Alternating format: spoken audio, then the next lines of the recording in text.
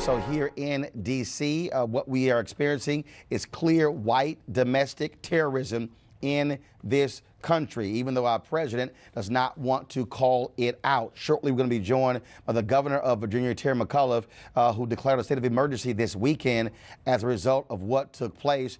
It is very interesting, Tom, when you look at who is actually speaking out and who isn't. You have some Republicans who have broken with the president, who have been calling out specifically white supremacy, calling out these neo-Nazis. But the loudest voices who have been very silent are white conservative evangelicals. You would think folks with prophetic voices would be saying something, but it's amazing how most of them are very quiet about what took place. We also, Tom, are calling this exactly what it is, white America domestic terrorism, because we're real quick to condemn Muslims in this country and demand all Muslims apologize when something happens in this country. But when this happens, folks say, well, those are simply isolated incidents.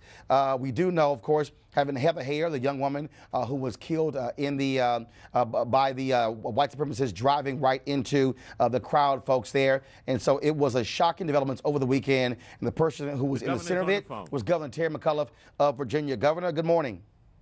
Good to be with you again, buddy. It was certainly hard for you, what you experienced this weekend. I read one piece where you said that in many ways the police there were outgunned by these white supremacists. We've seen other examples in other, of course, Ferguson and other places where cops in riot gear and with military type weaponry, what took place this weekend where things got so out of control? Well, first of all, I want to thank the police here. Here we sit here today, and we had a lot of folks, about 1,000 came into our beautiful state. Many of them came armed. We knew they were coming armed. We'd been tipped off. We watched the social media. We had intelligence. So we knew that they were coming. And, Tom, you saw people, they were wearing better body armor than my state police had. They had semi-automatic rifles. So we were very concerned. This was a very, very volatile situation. Unfortunately, the city had asked for the permit to move it away from the city into a large field and park where people could all go. Unfortunately, that was denied. So I had in our beautiful city about 1,000 people, many of them armed. Now, at the end of the day, I'm proud the police did the right thing.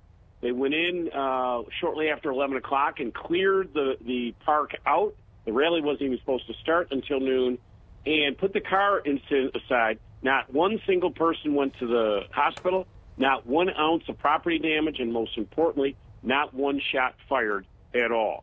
We unfortunately had a car terrorist, which, as you know, very impossible to protect against. Who would think some murder nut person would go out there and weaponize a car and run into a crowd? But outside of that, Tom, as I say, zero property damage, no shots fired, and nobody going to the hospital except for the 19 who were hit by this guy with the car. I unfortunately lost 2 state troopers and a helicopter. It was very sad for me, Tom. They were very close to me personally. One had been my pilot for 3.5 years, and the other was part of my protection detail who lived with me 24/7. But we brought a bunch of people, hate-filled, mean-spirited, bigotry, hatred, white supremacists, neo-Nazis. I told them day one, get out of my state, and I would tell you, get out of America. You don't belong here. Mayor, we also, of course, saw the reaction. Your words were very tough, very clear, and very concise. Yet when the president came out and spoke, he condemned the actions, but also talked about many sides, if you will. It was as if he was refusing or reluctant to specifically criticize white supremacists and neo-Nazis. He said nothing about it. In fact, he sends his people out the next day to national television. They had to be pushed hard to even condemn white supremacists. We now know that statement he wrote was written by written by Steve Bannon and Stephen Miller, 2 individuals that many have called frankly, white nationalists as well, members of the alt-right. What does it say when the president of the United States does not have the moral courage to call out white supremacy and neo-Nazis? He's already tweeted twice this morning. He has said nothing. It's as if he wants to ignore what took place. Well, let me tell you this. Nobody in America can ignore what happened in Charlottesville. Tom, I have never, and I've been doing this 40 years, I have never in my life heard such vile language aimed at the African-American community, aimed at the Jewish community. I have never in my life seen individuals. And what I said yesterday, I went to 2 churches yesterday, the Mount Zion and the First Baptist.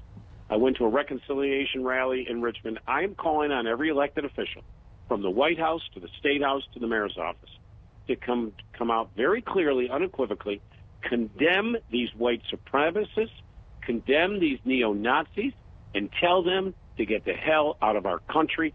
You know, what really offends me, Tom, is these people parading around there with their flags and their swastikas. You know, my father was in World War II. You know, these folks in World War II fought that swastika. And to think these people can walk through our streets today and pretend they're not patriots. They're anything but patriots. They're dividing our nation, and there's no place for them today. You want to talk about patriots? How about the men and women in uniform today protecting our liberties? I got a son in the Marine. I'm thought about writing him a note on Saturday night. He's overseas deployed. What do I say to him? He's over there fighting for. He's not fighting for these people that were walking through Charlottesville. He's not. These people are destroying our country. Everybody has an equal opportunity to be successful. I don't even know what what does that even mean? You know, those first ships, Tom, came over to Jamestown, Virginia in 1607, okay? Unless you're Native American, you know, you were an immigrant to this country. We all are, and we should never forget it. That mosaic tile of immigrants is what makes the diversity, makes our country strong. Governor, we also made us stronger. We also saw the video of DeAndre Harris, a 20-year-old black man who was a protester who was being viciously beaten as well. Yes. He had to get a number of scars. It was stunning to actually watch this video. I mean, as the police stood watching. And I mean, literally, it was stunning to watch. Well, listen, there were 250 skirmishes going on throughout the entire city of Charlottesville. So, I mean, the Charlottesville police were in charge. We were support there. These events were going on all over the city. So, of course, you're going to get a camera catching certain instances. But let me tell you something. There are 250 instant calls even before the park. So, listen, they were out. They were protected. But the one thing we had to be careful of, with 1,000 people in this park, many of them with weapons, the one thing we had to be careful is to show restraint, to the sense that if one person fired one shot, let me tell you, Tom, you and I would be having a conversation today with dozens of body bags today sitting in a morgue. Let me tell you that. Governor, what do you say to the people who say it was great that you were in the black churches yesterday, but what about the white churches where these people are members that invaded your state and with such hatred and such venom? What about the other side of this and going and bringing these two groups together? Well, listen, those are the speeches I gave all day yesterday, and I gave it Saturday. I was very strong. I was very firm. I condemned all this immediately. I do this every single day.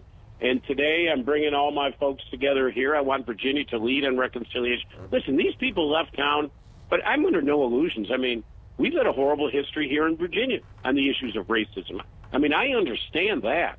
We all have it. And it is just because these guys with swastikas and Confederate flags left yesterday, I still have to deal with this issue. We all do in American society.